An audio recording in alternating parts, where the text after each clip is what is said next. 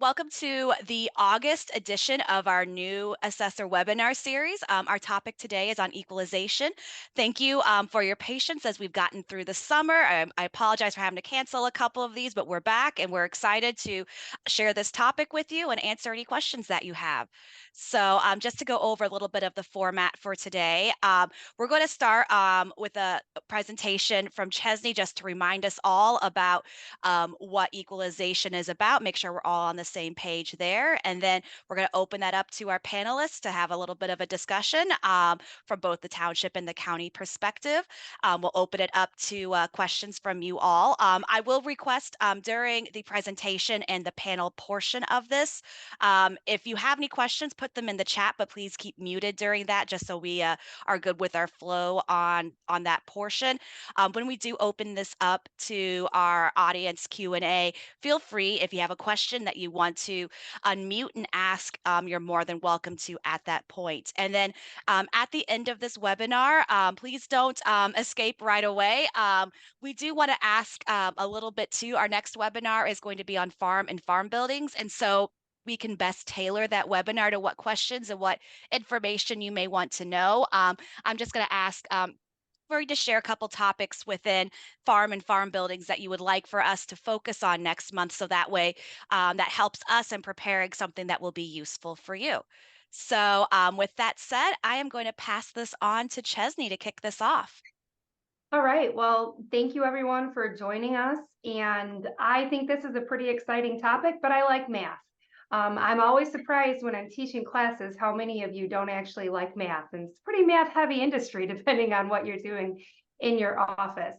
So Amanda talked about the format. What I'm going to do is hopefully create a base level of understanding for all of us that are on this call until we move forward and get into the specifics a little more and hear from our panelists in terms of how does this really look in the real world, or at least in Illinois.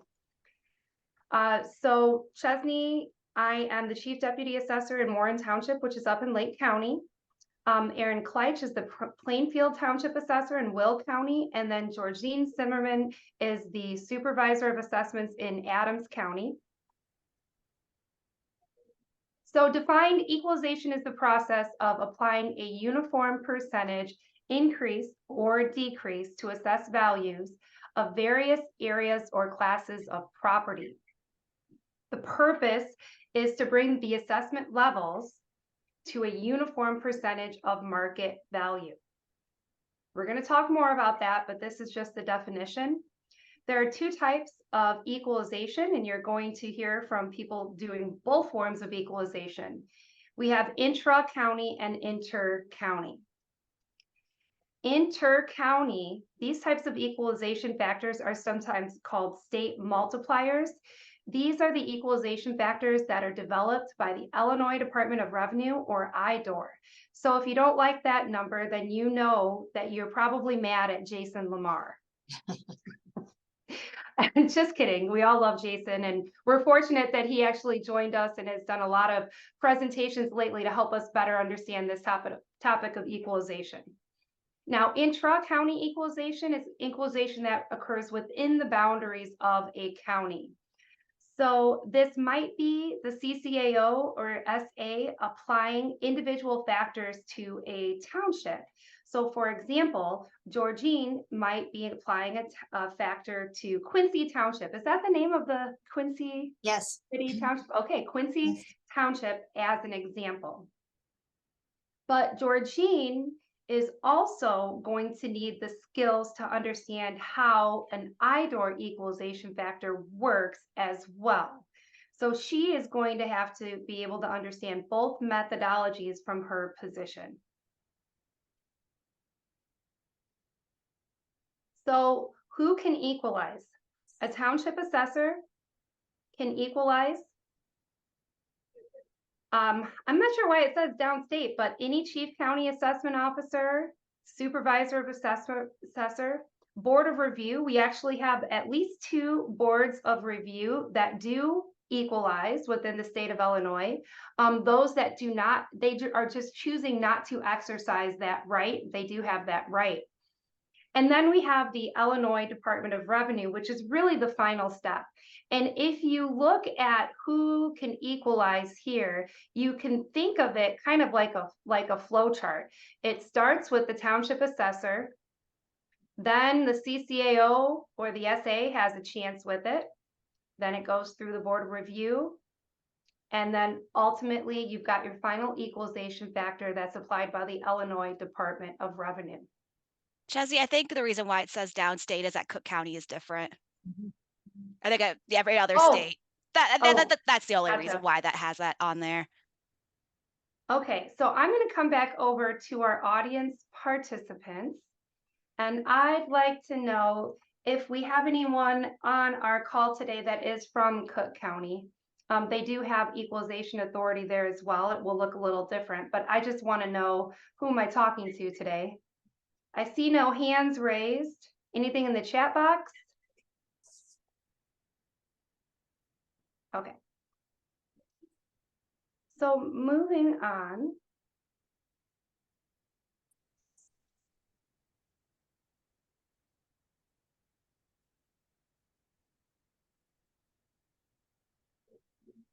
Let's look at what happens at the state level. So we already said equalization at the state level occurs in the Department of Revenue. The moment where the equalization factors are applied at the state level is after everything has been certified from the Board of Review, but before the tax bills are generated.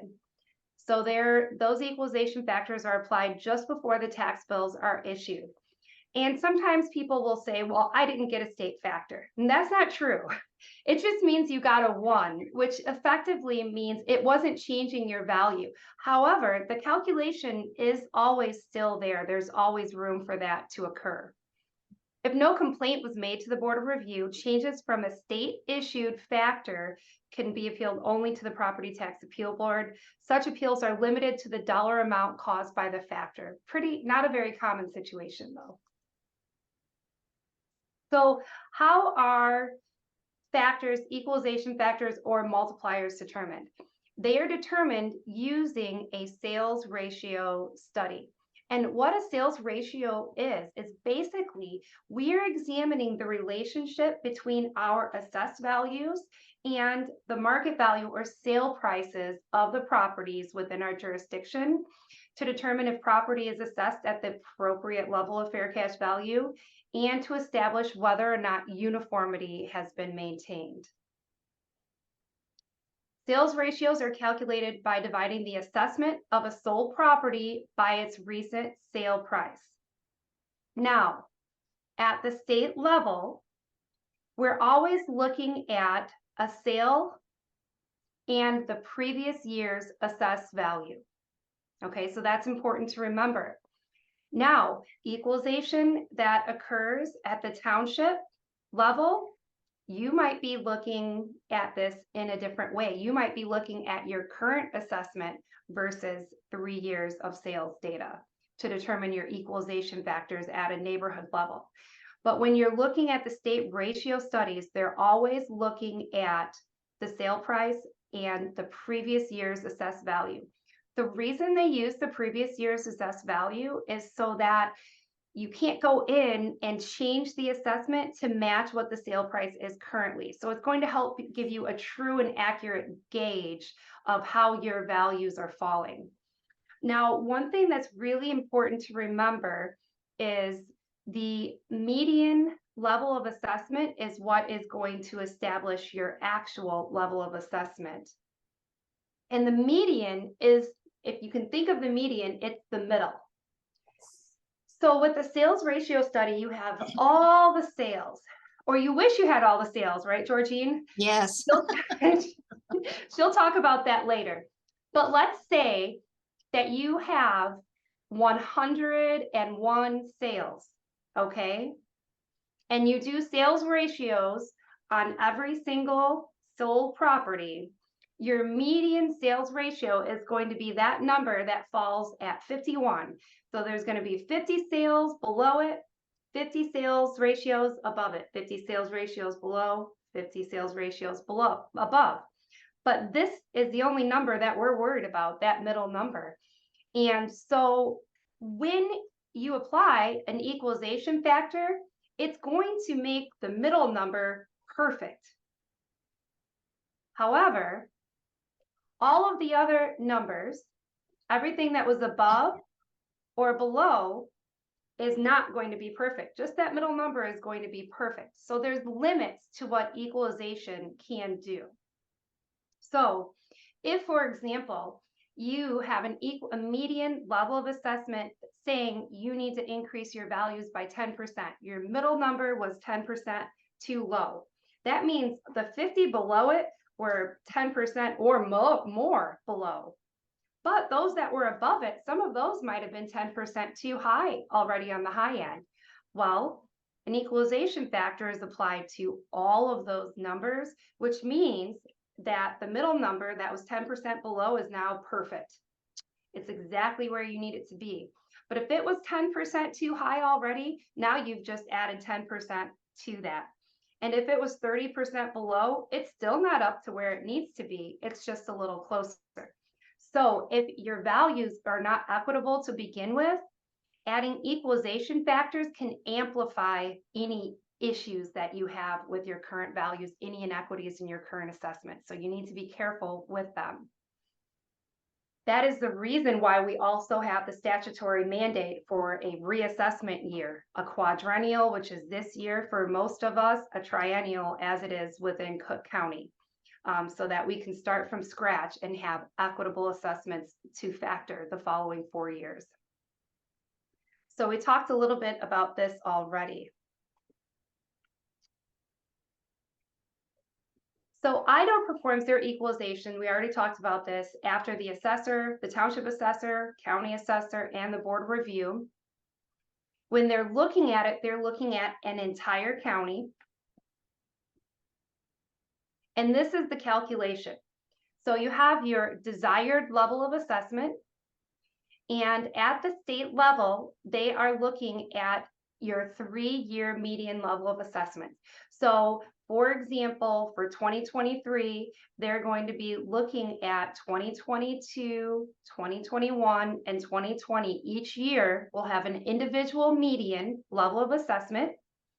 Those 3 medians are averaged, and they will divide, for most of us, 33.33% or 0.3333 by that 3-year median level of assessment. Will look a little different in Cook County because they have 2 different levels of assessment.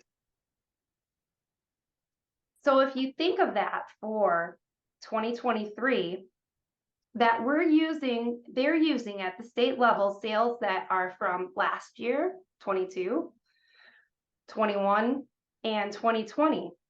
And those 2020 sales are being compared to the assessment from 2019. So you need to be very careful as you move forward. This is always a moving target, and you're not always going to see the effects of what you're doing immediately, but we're still being affected in this year by assessments that were created all the way back in 2019. So in this example, the 3-year median level of assessment is 31.26%. So 0.3333 divided by 0.3126 gives us an equalization factor of 1.0662. This factor is indicative of a median value that needs to be increased by 6.62%. So that middle number was 6.62% too low based on this calculation. So we talked about the quadrennial, and we talked about the limitations with equalization. So it's just important to remember, we are statutorily required to revalue property once every 4 years. Revaluation and equalization are very, very different. They're very different in terms of their methodology. When you're revaluing, typically you will establish a land value, then you will establish a building value for the property, and that will give you total value.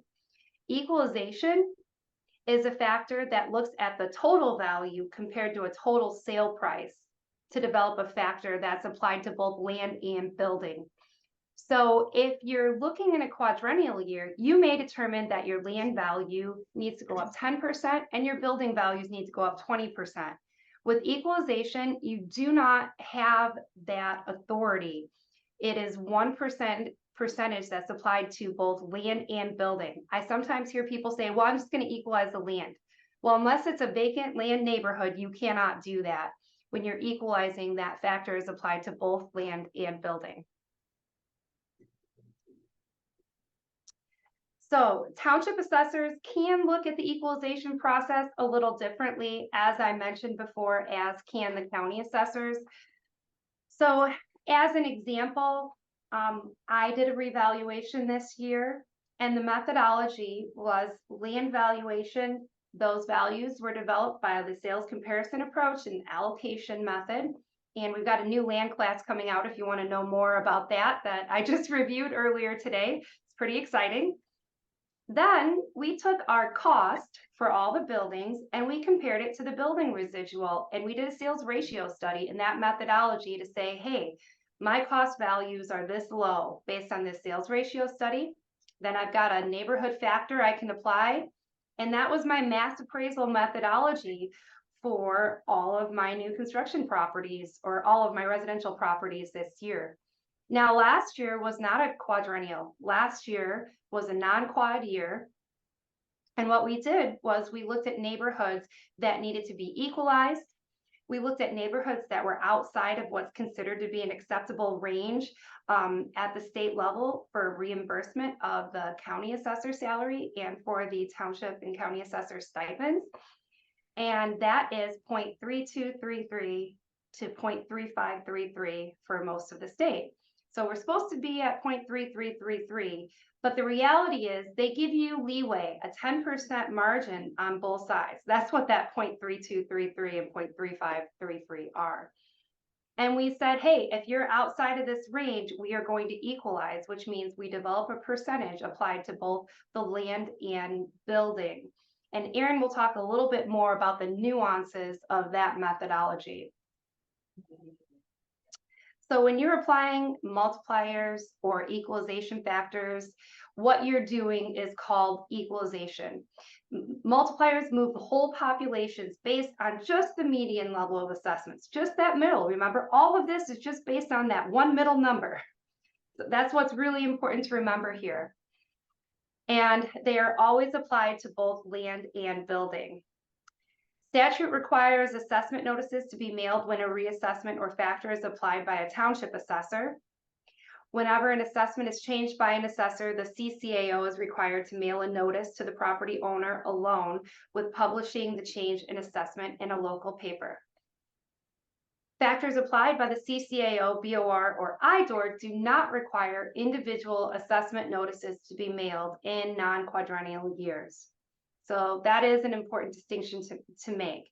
If the township assessor is applying an equalization factor to an assessment neighborhood, all of those properties that are changed will need to receive notification, an assessment notice from the county assessor.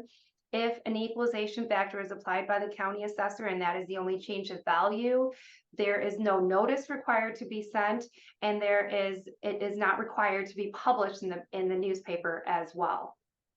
I see a couple of my Lake County people on the call here. If you're new, our county does send out notices to every property owner every year, regardless of whether or not the value's changed by whatever reason. They do that as a courtesy that is not statutorily required.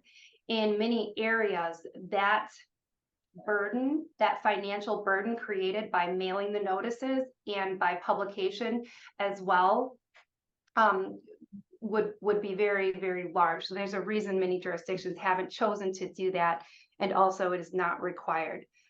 So one last thing, there are some properties that are not subject to equalization factors, and the statutory references included here. Those are wind farms, solar farms, farmlands and farmland and farm buildings. In that instance, the home site acreage and any home buildings, residential buildings on the property, those do get a factor. So it's incredibly important that you have farm land, home site area, farm buildings, and homes classified correctly, because only farmland and farm buildings are excluded from the equalization process.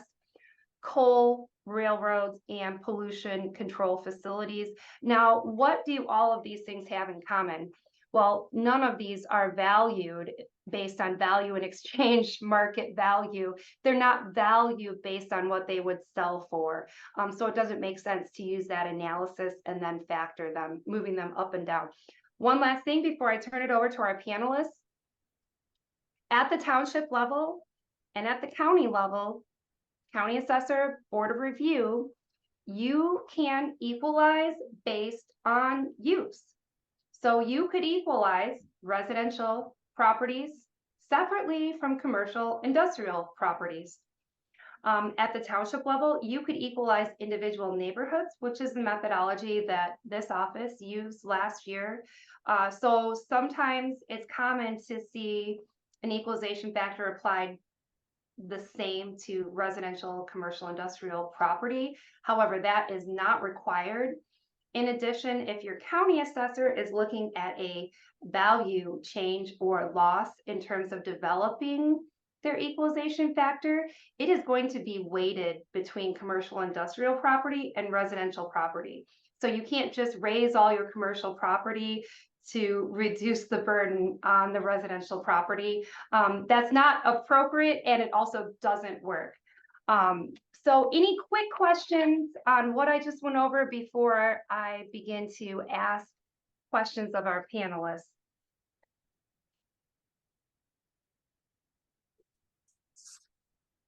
Okay, so what I'm going to do is I am going to start with Erin. I'm going to ask a question. I'm going to have Erin answer it, and then we'll move on to Georgine. And as we do this, we can think about it in this way, that we're actually moving in the same methodology as the assessment role would be moving. So the first question that I have for you, Erin, is what does your process for equalization look like? Well, at the township level, I always factor based on the neighborhoods. So depending on your jurisdiction, you're going to have different neighborhoods. My township, Plainfield Township in Will County, we have about 30,000 properties. So it's a pretty big township. And I have broken my township into about 200 different neighborhoods. And then each year I conduct a sales ratio study for each neighborhood. And I have enough sales where I can compare 1 year's worth of sales and also 3 years worth of sales. Now, if you have a smaller area, you might not be able to do that. You might have to have larger neighborhoods and group more properties together, or you may have to just do a 3-year study or maybe more in order to get enough sales to do some accurate factoring. Before I decide what factors I'm going to use, I always start with the number that has been given to me by the county or the state. For example, if my sales ratio for my township is coming in at 31%, that's the number that I'm going to be working from, unless it's a quad year. But in those non-quad years, I'm using that 31% as my target. So if I run all of my neighborhoods, I always put them on a spreadsheet so I can see what they look like as a summary. Township name is at the top, of course, and then that's where I have my sales ratio for the township. And then I list all of my neighborhood names and the ratio that I've calculated for each neighborhood. And when I do it that way, it's really easy to see which ones are very far from where they need to be. Again, in this example, if we're using 31% as the township overall, anything that's near that 31%, I usually say is going to be okay. Close enough, not really a technical term, but I think everybody understands what that means. The ones that are very far from 31, I'm definitely going to review further. I'm very careful never to just use straight math until I've done a better review of the neighborhood. Like Chesney was saying before, if there's an issue with uniformity in your neighborhood, you do not want to factor it. So before I decide to apply a factor or a multiplier, I always do another review of that neighborhood to see if there's anything going on that needs to be accounted for. For example, there might be just a few sales that are really throwing the entire math out of whack. If that's the case, I'm going to dig a little further before I start making adjustments. Depending on the size of your jurisdiction, your data, and the amount of sales you have, you might decide that you need to change your neighborhood. Maybe it needs to be grouped in with another neighborhood, or maybe it needs to be divided into different neighborhoods. And those are all things that I look at before I decide to go ahead and apply a factor. Does that answer your question, Chesney? Yeah, no, that's really, really great. And I love how you focused on the fact that you need to carefully consider the data before you just blindly move forward, making decisions just based on the math. The longer I do this, the more I feel that there's just as much art as there is science in assessment, and ethics. Georgine, so what does the equalization process look like for you now as the county assessor? Well, at the county level, I'm focused on intra-county equalization. I'm looking at the sales ratio to tell me what I need to do by township and as a county as a whole. And I must first determine what the assessor has done to see if they've made any substantial changes, and by recalculating or calculating a reassessment adjustment factor. And that's done by comparing apples to apples. I'm looking at the in this case, I would be looking at the 2022 board review level, what we ended with, and comparing it to what the assessor has turned in. And I'm taking out everything like reclassification, demolition, new construction. I'm taking everything out. So I'm really looking at apples to apples. Once I've determined if the assessor has made a change, and then I can decide what kind of factor I need to apply by township and as a county as a whole to get where I need to be. That's great. And that's a really important point to make, that there are other things happening at the same time, like new construction, demolitions, things that change, reclassification of use. Well, if it was exempt and now you assessed it, that's really not it shouldn't be part of your factor, right? Exactly. So now, Erin, I'm going to come back to you. So what is one challenge you have faced with equalization, or a challenge? It doesn't have to be one, it can be a series of challenges. Well, I think the practical application of it. So, like we were saying, it's not necessarily a strict math problem when it's being done at the township level. In comparison to when the state does their math, it is pretty much the straight math. But at the township, it is more nuanced. You want to make sure that whatever factor you're giving is bringing your uniformity more together. And if there is a problem with uniformity, that's something that has to be addressed during the quad. Chesney was talking about how, the median, it is that middle number. So you do really have to remember that half of your properties are over that and the other half are under that. So you need to give consideration as to how that factor is going to affect all of the properties that are being factored. And you mentioned earlier that sometimes through the process of looking at equalization factors, you may end up changing neighborhood boundaries, which basically just means which properties you're going to look at together. And that can impact what the median is for that neighborhood when you change the boundaries. And we had to do that during our most recent quadrennial, just for reassessment purposes. Some of the neighborhood boundaries that worked very well for us in previous quadrennials were no longer in alignment with what our current market is in our area, and we ended up changing those boundaries. We all know we've got a lot more sales, right? If I think back to 2011, that quad, and the tiny number of sales that even we had in a large jurisdiction, now with a significant amount of data, you can get a little bit more accurate, and you can get a little bit closer to those properties because you have enough data. But when you don't, you kind of have to expand your reach. So leading into my question for you, Georgine, what is one of the challenges you have faced with equalization? Well, we're a rural county. I have 23 townships, and I only have 4 townships that have the minimum of 25 or more. So that is my biggest problem, is finding 25 usable sales in any given year. So to get to the minimum, I can use a trending factor to roll sales either forward or back to make up 25 sales. We could also get appraisals done, random appraisals, but that would cost too much for our county, so that's cost prohibitive. When neither of these work, what I have left, the townships I have left, we just lump them all together and we call it the all other category, because there's just no choice. I have one township, I could use 25 years worth of sales and I would still not have 25 sales. That blows my mind. It really does. But what do you do when you don't have data?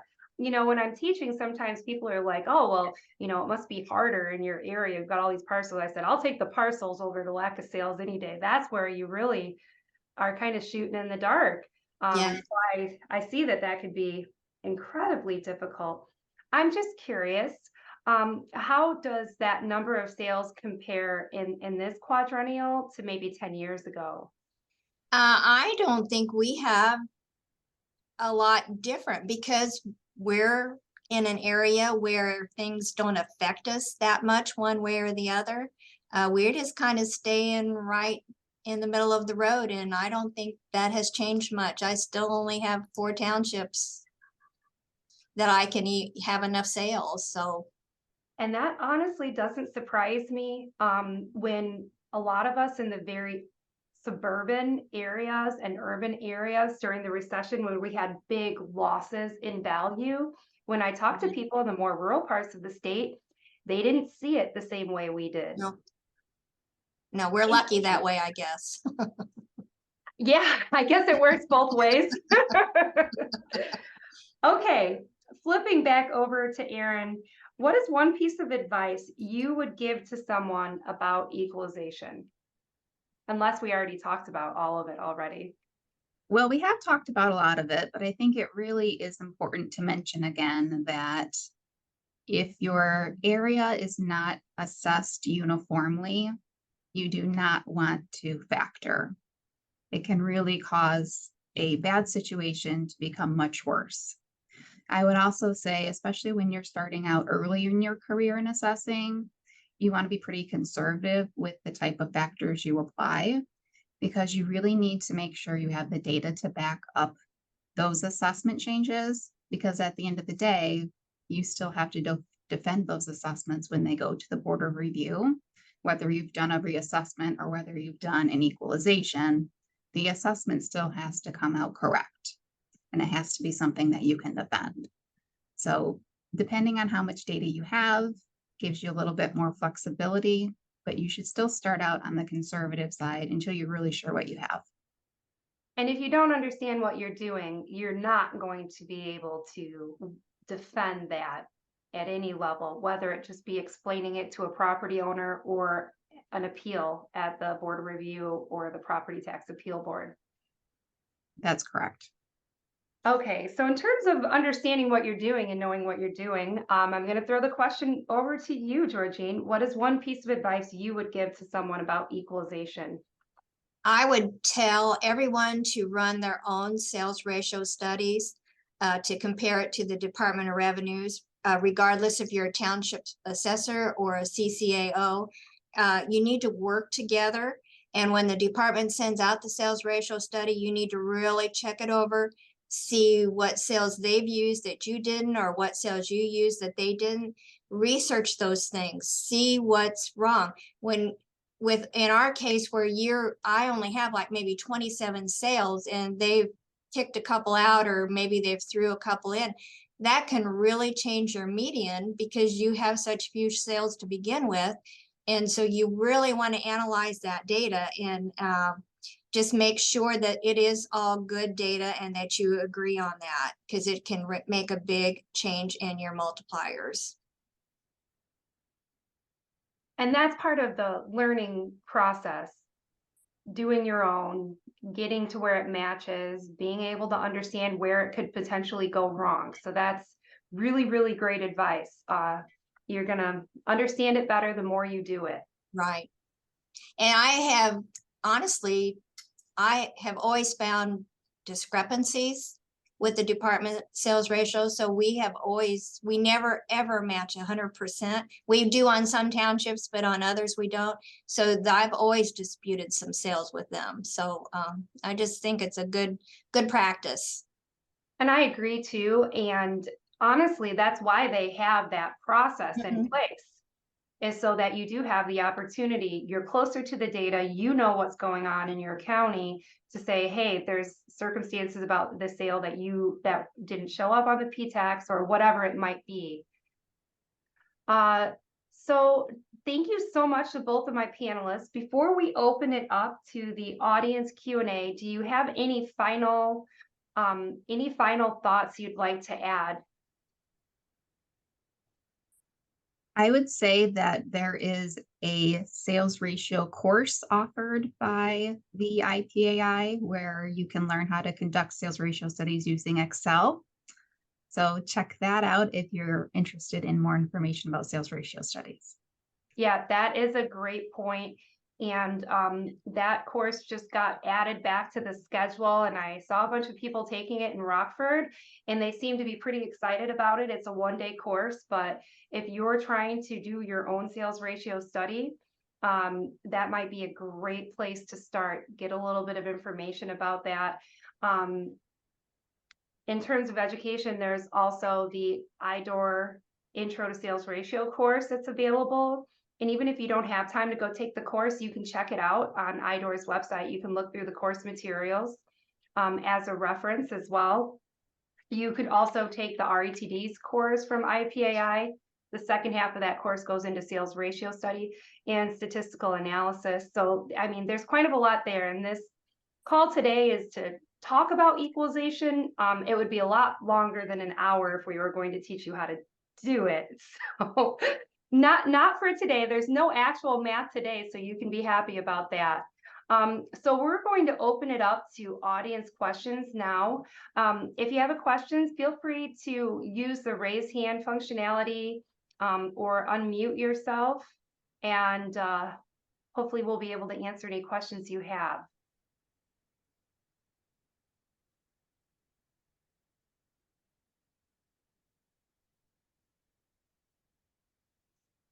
Chesney, I'll just go ahead and add that when you take these courses and they give the handouts, I still refer back to my handouts because we equalize once a year. It's hard to remember exactly all the steps you need to go through, especially at the SA level, of what you need to do, what you need to look at, what you need to roll forward, what you need to do. It's always good to go back to that course material just to refresh your mind. That's a great point. We have so many things like that in our industry. We only do them once a year. So take good notes when you learn the process, because you're going to have to remember it a year from now, and you'll be glad that you took notes. Another thing, when you were talking about looking at the sales that are included, is a lot of that work, that's work that's going throughout the year, right? You're looking at sales as they come through. Yes, because if I see something as it comes through, I'll shoot an email over to Jason and say, look, is this one you're going to kick out or not? Because I'd like to know on the front end instead of trying to do it on the back end. Mm-hmm. Or if I see something that maybe is marked incorrectly, we try to get that fixed before it gets to the final step. Yeah, absolutely. I started this year for help with sales ratio studies, and then even just at the board of review, the team members that I have that are qualifying sales, we created a wonky sales folder where we could document if it was just a weird sale that we don't really want to use for other properties. Like we had one where we were missing an entire house. There was a second house on the property we didn't have. We went out and found it. We don't want that sale coming up. We don't want it used as an appeal, right? So we've started documenting it as we go. It saves you a lot of time on the back end. So I guess all the equalization experts are on the call today. Nobody has a question. I'm just going to start calling on names. This is the first webinar. We've not had any questions come through yet. So this is your time, to ask. We've got, both township and county representation here. So if you don't want to unmute, feel free to drop it in the chat as well. We can answer from there too. It looks like we've got Julie.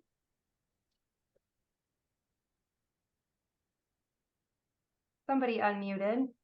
I did. I am muted. I feel so overwhelmed by it. I don't even know what to ask all the time. Oh, no. Well, I mean, the good news is that you don't have to do the most difficult portion at the township level. Right. And like they said, getting educated about it is really a great place to start. Doing it in Excel, that's what I still do. Erin, do you still utilize Excel? So we Yes. utilize Excel. I do So have a Canva system where I can start in my Canva and then I export it to Excel. But I do like to what I see it do. in that Excel format. It's really a nice way to do it. Yeah, and we have a Canva that extracts as well, but I still prefer to use Excel because it's much easier to clean your data up and to eliminate sales that you find aren't good sales that you'd like to use. So the 3 classes that we mentioned already regarding equalization that I think would be the most important. So the equalization in Excel, I'm not sure what that's actually called, Amanda, if you have the fancy. It's sales ratio analysis using Excel. Sales ratio analysis using Excel. That'll show you how to dip it into Excel. The RETDs from township to state will go through the qualification process. And then the second half of that course is all statistical analysis. It's the math and it's doing it by hand. So I think that'd be a great place to start, then take the Excel course, so then you can run through it in Excel. But if you start using Excel and you don't understand what you're doing, that can be problematic as well.